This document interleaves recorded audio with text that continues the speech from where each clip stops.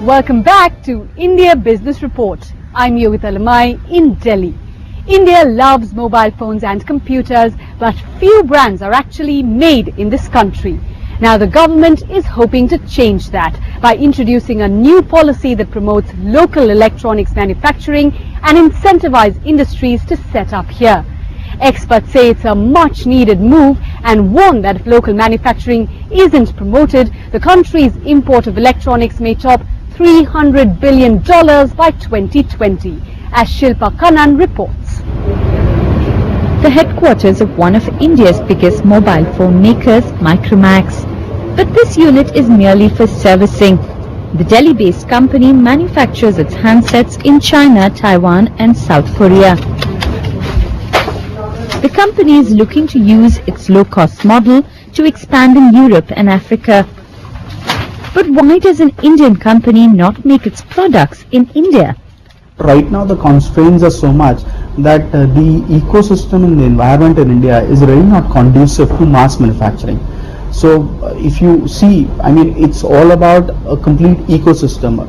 A device manufacturer cannot be based out of India if the entire ecosystem does not follow. So if the government was to provide enough SOPs for the component manufacturers to start coexisting into India, I think that will propel the brands to think about a production in India strategy.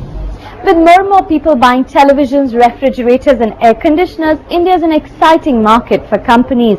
But with electronic hubs like China and Taiwan in the region, companies find it cheaper to import components or even whole products. Nearly 85% of what goes into equipment like this comes from abroad, and it's merely assembled here with very little value addition. But while making electronics with mostly foreign components may be cheaper, it also comes at a cost. India's heavy dependency on imports left it vulnerable when floods in Thailand and the tsunami in Japan last year disrupted component supplies. To insulate itself, India is now proposing incentives to lure more investment into domestic manufacturing. The government has now come up with a new policy for electronics goods.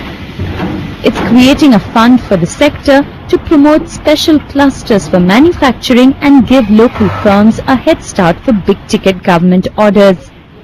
But some say investing in India is difficult and any incentives must make up for the added costs of working here.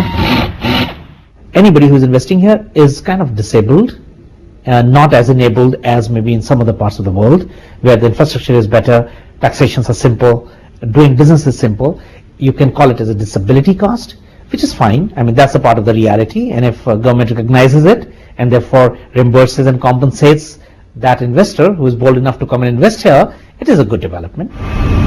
Electronics manufacturing is expected to grow at over 22% annually to a $400 billion industry by 2020, according to official estimates.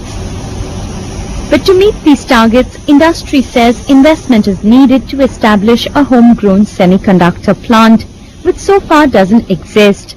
As a nation, can we afford to not have the capability to build a fabrication, to build a chip of our own?